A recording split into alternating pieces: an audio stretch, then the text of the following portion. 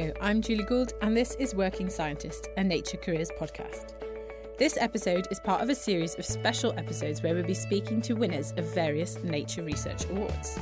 And this week, I speak to Tom Baden, the inaugural winner of the Driving Global Impact Award.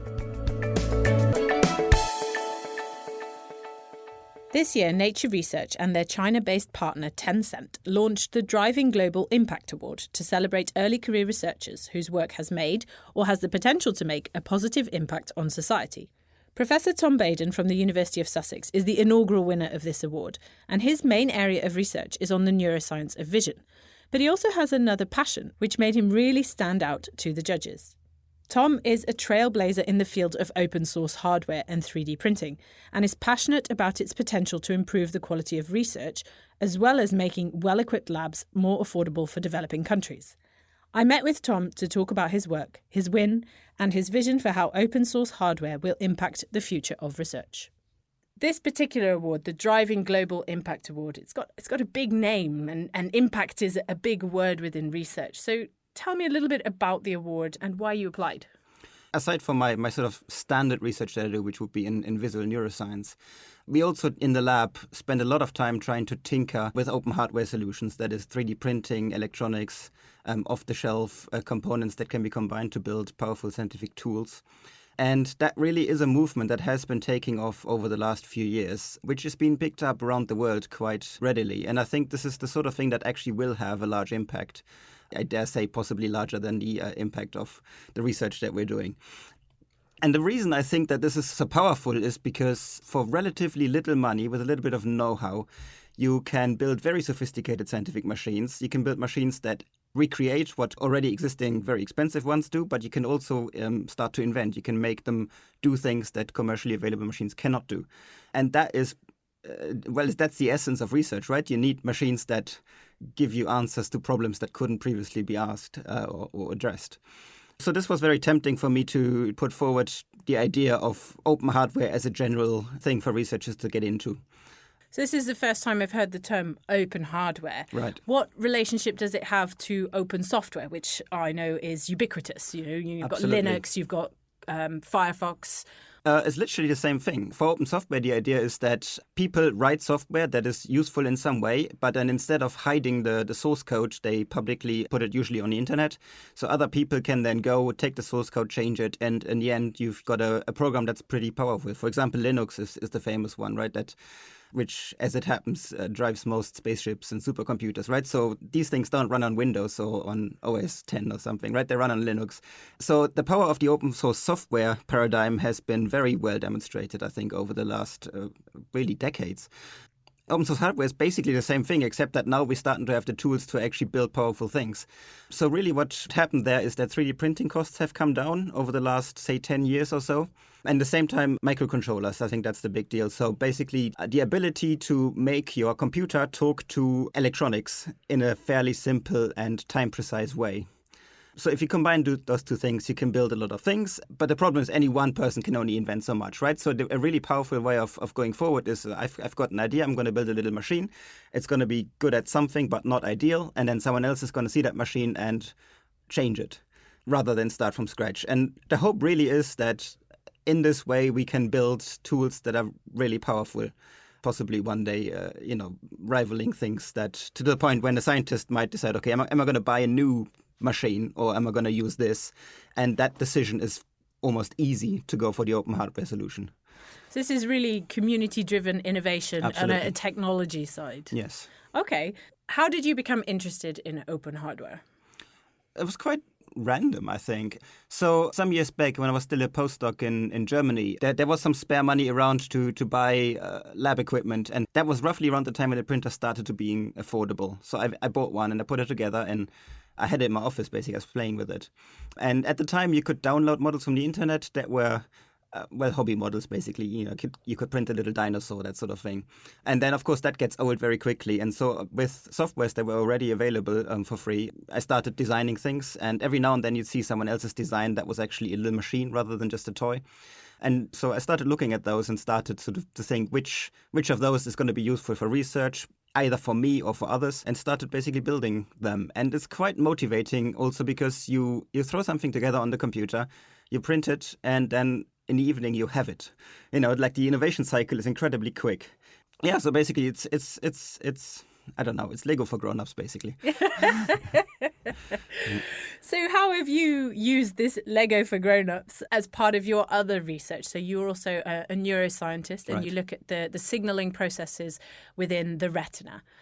It fits together very, very nicely. So in order to do the sort of recordings that we do, these are physiological recordings from neurons in the eye, as you say, we use a 2-photon microscope, which is in itself a very modular system. Simply to save cost, but also to be able to customize those machines. We're almost dependent on open hardware by now to kind of do these things. The machines that we have in the lab, you can't buy them, but you can just go online and look up how we built them. And there's a lot of additional hardware. There isn't really the 2-photon microscope itself, but, for example, stimulation devices. So we need to stimulate eyes with light. So you need to deliver those stimuli very precisely in time and also in space. And you just can't buy those devices, basically, right? So we work on fish, zebrafish, as it happens. Zebrafish have different visual abilities than humans. So if you buy a human designed, like a projector that's designed for humans, then the wavelengths, for example, are all going to be wrong. So you need to build your own one. So really there's no other alternative than to build your own stimulating devices. And at that point, there's really no experiment that we do in the lab that doesn't in some way at least use a home-built device. So it's nice to see that your open hardware has a local impact for Absolutely, you in your lab. But really the point of this award is that it has global impact. Right. And I'm aware that you are also a co-founder of Trend in Africa. So before we go into how your work impacts that, tell me a little bit about what Trend is. Trend in Africa is an NGO that I founded together with Lucia Prieto from the Crick here in London also, as well as Sadiq Yusuf, who's a professor at St. Augustine University in Kampala. So the three of us, we got together many years ago, I think it's 8 years ago now, and we ran a course on insect neurogenetics, neurophysiology in Uganda, and that was the first course of its kind at the time. It was sort of aimed at masters and PhD students, and then we got a lot of feedback and requests from students locally that said, look, can we do this again? Can we make it bigger? Can you grow this? And then, so based on that, we set up a website. We started to get a little bit of funding to repeat the courses. We found some people that wanted to volunteer and help. And it all grew out of that now. So the core idea of how Trend works is pretty much the same still. So we run courses mostly, but we've expanded also to we help people source equipment. So the idea is if you go around your average university department here in the UK, for example, there will be a lot of equipment sitting on the shelves that is no longer being used, but it's probably perfectly workable. So rather than just having it sit there, we collect these and we find African partners that specifically request those machines and we ship them. So we've got that program. We've got another program where people that want to teach at an African university for a limited period of time, we can try to find them a university that actually needs the particular expertise that they have. And we have a fairly sizable, by now, outreach team, which is actually quite exciting in itself because that's entirely led by our alumni, right? So this is exclusively African scientists that want to go back into communities and basically, encourage people to consider a career in science and to get people to think about science on the ground, which is very powerful. And it's actually very nice as well because given that the local scientists are doing it, they're believable role models, right? If I go, it looks really weird if I go to random African school and tell them about science, then I'm not relatable. So how does your open hardware work then fit into this? As part of trying to establish research infrastructure, that is to set up labs that can execute powerful techniques, we started to think about using an open hardware approach. So the first thing that we did, that was in 2015, we ran a course on how to build lab equipment. So what we did is we got funding from the Volkswagen Foundation at the time, and we went to Ethiopia, Addis Ababa. And we ran a course for 21 students, which came in 7 groups, and each group built a 3D printer. So we'd bring all the bits that you need to build a 3D printer, we put it together, and then we showed people how to 3D model, how to print things, also a little bit how microcontrollers work. And then at the end of the course, those people would each take their 3D printer back home. In the hope that others at their universities would then see what the printer looks like and what it can do, but also, so that they can, of course, support their own research locally. And that was very popular from the feedback that we had. So we've since repeated that course a couple of times, and we've integrated aspects of this course into our other programs. So, for example, the neurogenetics course that we originally ran in Uganda in 2011 by now has a sizable open hardware component. So it's still about neurogenetics, but we tend to build a little device, usually nothing too big because you need to kind of do it in an afternoon. So what we do is we bring a bag of parts for, say, one of those backyard brain spiker boxes if you've come across them. This is basically a very low-cost extracellular amplifier that you can use for neurophysiology experiments. It's produced by an open hardware company in the States, Backyard Brains. So we used to put those together, and then students would get familiar with how to solder, with the idea that within a couple of hours you can actually build a device like this if you've got the materials. Get familiar with the idea that you can just go online and look up what else has been produced or suggested. So this is now very much a part of those courses. I wonder, given how ubiquitous open software is and how interested you are in open hardware, do you foresee a future where university courses, like the courses you run with Trend, take open hardware and technological development and put it into the courses that they are teaching scientists? Because, like you said, if you have the materials, you can actually very quickly build a piece of technology that would be extremely useful to you for your research and that is customized for what you want to do. Absolutely. I mean, I think this to some extent actually happening in schools. For example, the Raspberry Pi Foundation is trying very hard to get kids to learn how to use these Raspberry Pis. In the same way, of course, it would make a huge amount of sense to have university degrees include aspects on these kind of things. So we're trying to push that a little bit at Sussex now, of course. You know, these things always take a while to develop. But I think this would be absolutely an essential skill for scientists to have these days, as would be, for example, programming, which is, you know, you can learn programming, but if you do your average, say, biology degree, there isn't a huge deal on programming in most curricula yet, even though it's obviously very important. This isn't the first award that you have received. We spoke 2 years ago about the Eppendorf Award that you received for your work in neuroscience and studying the retina. At the time, it was of the mouse, because you've mentioned you were doing research on the zebrafish. Absolutely, yeah.